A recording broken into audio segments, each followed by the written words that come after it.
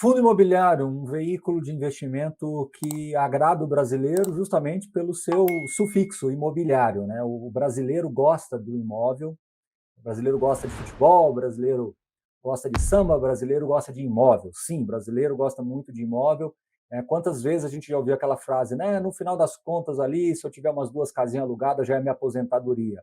Então, o brasileiro historicamente está no sangue esse sentimento de patrimonialista, né? De acumular um tijolinho ali para servir como renda lá na frente. E isso, através dos fundos imobiliários, é um acesso muito mais democrático, muito mais flexível você adquirir fundos imóveis através de fundos imobiliários. E dentro dos fundos imobiliários, embora a indústria exista, João, há 30 anos, exatamente há 30 anos atrás, em 1993, os fundos imobiliários começaram no Brasil. Mas é quase que o desenho do juro composto, sabe? Ele ganha tração de verdade mesmo nesses últimos 5 anos. É quase que o gráfico do Warren Buffett lá de patrimônio. Então, os primeiros 25 anos da indústria de fundos imobiliários, elas foram pouco significativas do ponto de vista de representatividade. E somente nesses últimos 5 anos que nós tivemos uma aceleração muito grande de patrimônio, de quantidade de cotistas, liquidez. Só para se ter uma noção, me lembro como se fosse hoje, quando em 2012, ou seja, há 11 anos atrás, a indústria de fundos imobiliários dobrou de tamanho de 50 para 100 mil investidores, de 50 para 100 mil investidores, quando foram lançados os fundos de agências bancárias naquela época. Só para você ter uma noção, João, hoje nós somos 2 milhões e 100 mil investidores. Então, veja, há 11 anos atrás eu estou te contando uma história real que eu vivi lá, que eu lembro como se fosse hoje, dessa quantidade assim de investidores que mudou o patamar da indústria de fundos imobiliários há 11 anos atrás. E hoje nós temos 2 milhões a mais. Os fundos de tijolo são aqueles que têm no seu portfólio imóveis que a gente está acostumado a ver aí, um shopping center, uma laje corporativa, um galpão, um hospital, uma escola, um supermercado, um banco, como eu falei agora. Então, tem setores que são mais ou menos defensivos, tem setores que entregam um rendimento um pouco maior, outros nem tanto, mas os fundos de tijolos carregam essas características, né? Quando você olha para fundos de recebíveis imobiliários, os chamados fundos de papéis, aí você tem uma dívida imobiliária atrelada a um imóvel. É uma espécie de um financiamento imobiliário mesmo. Imagina que um shopping center precisa passar por uma expansão, ou o proprietário de um galpão logístico ele precisa antecipar um fluxo de um contrato que ele tem ali na mão. Qualquer tipo de antecipação de recebível, qualquer tipo de financiamento para aquisição de alguma coisa, de algum imóvel, de alguma propriedade, ela pode ser usada através dos fundos de papéis. Então, é uma maneira, inclusive, muito interessante de desintermediação bancária, de você irrigar a economia com recursos privados. Então, os fundos de crise eles são muito importantes para a economia, tanto que hoje representam aí cerca de 45% do próprio IFIX. Né? Ele era, nessa época de 2012 que eu estou te falando, eles eram bem pouco representativos, coisas de 3 a 5%, e hoje 45%. Tem os FOFs também, que funcionam como uma espécie de uma cesta imobiliária. Ao comprar uma cota de um fundo, você indiretamente está comprando uma cesta de outros fundos imobiliários, mas tem também outros que não estão aqui classificados, mas eu posso trazer para vocês bem rapidamente. Os hedge funds, que é meio que a evolução dos FOFs, né? Meio que assim, um aprimoramento dos FOFs, onde os hedge funds podem comprar ou acessar todos os tipos de ativos de natureza imobiliária, inclusive ações, João. Pode comprar ações imobiliárias através de hedge funds, né?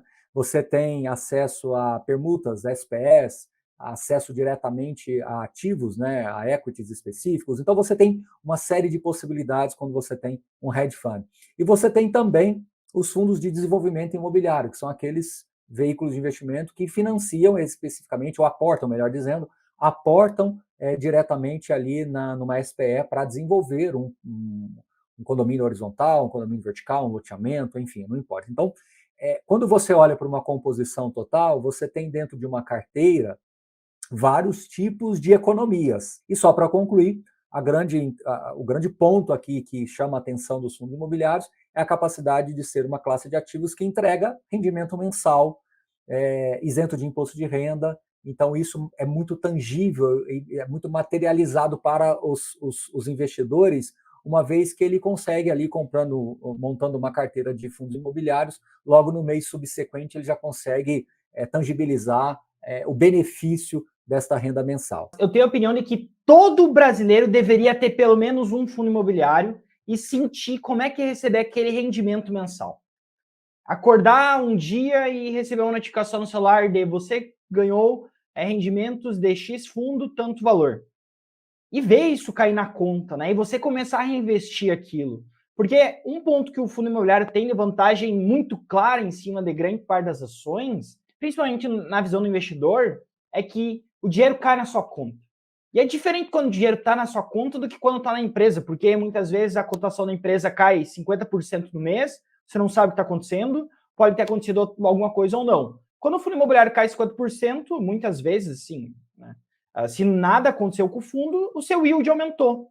E no próximo mês, possivelmente, você vai ter aquele mesmo rendimento com yield maior porque o preço caiu. Então, eu gosto muito, muito do produto fundo imobiliário.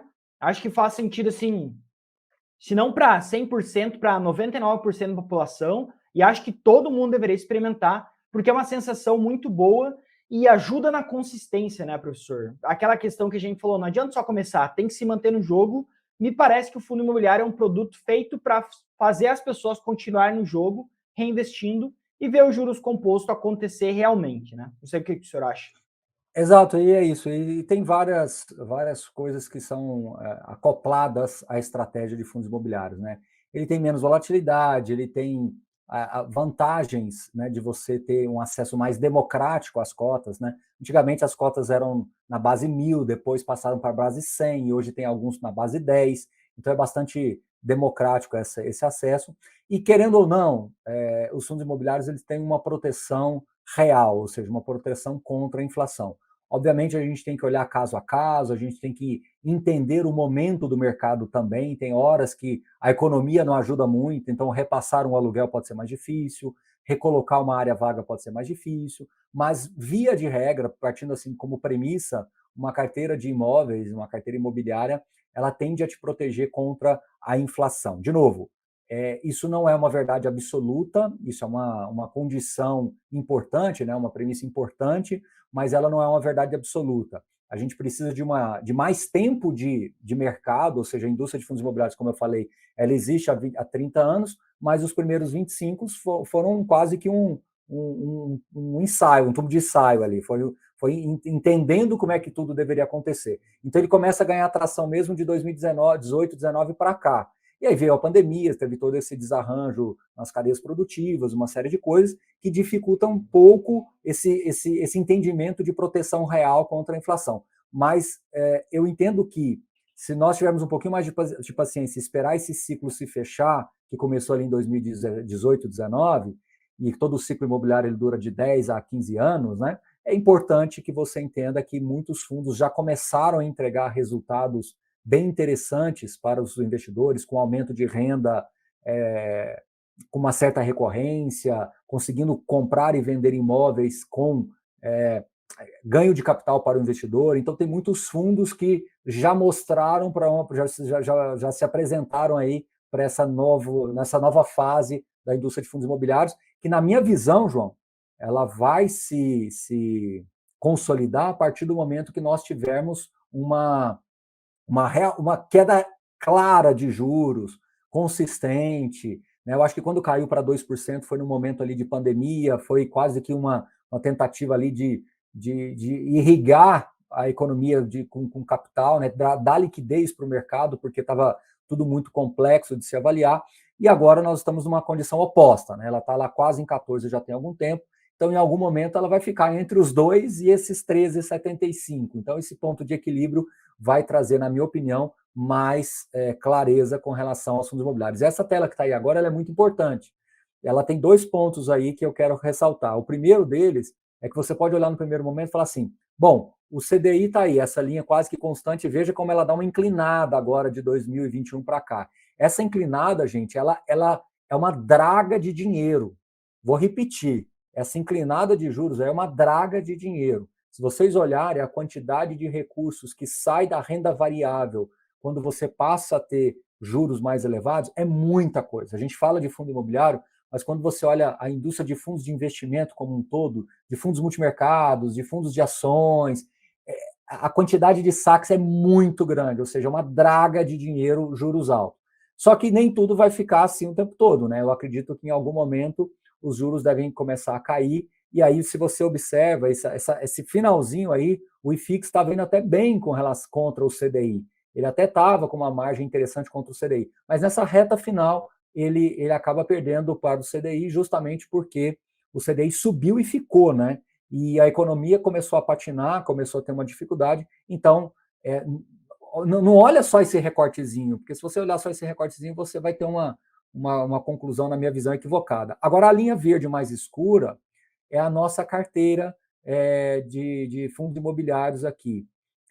Onde eu quero chegar com vocês é que essa carteira de fundos imobiliários ela é um arroz com feijão bem feito, ele é uma carteira que procura alcançar a média do investidor brasileiro do ponto de vista de risco-retorno, mas sempre procurando estar acima daquilo que o IFIX, que é a própria média do mercado. Então, o que a gente procurou fazer ao longo desses anos foi entregar consistência para vocês. E quando você vê uma carteira que foi minimamente escolhida, né, com cuidado, com zelo, tudo, você percebe o quanto você fica distante do benchmark do mercado, que é o IFIX, que é a média do mercado, e comparando também com o CDI, que é o ativo mais líquido e fácil para você acessar, que também você tem esse retorno superior.